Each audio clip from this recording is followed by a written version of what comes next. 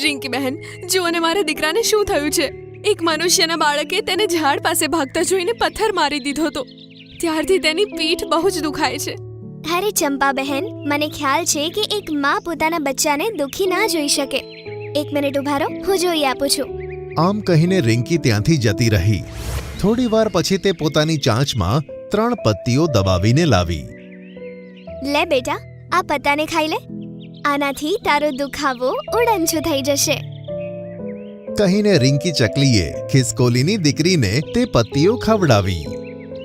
ખિસકોલીની દીકરી બોલી, અરે મમ્મી, આ તો બહુ જ કડવી છે.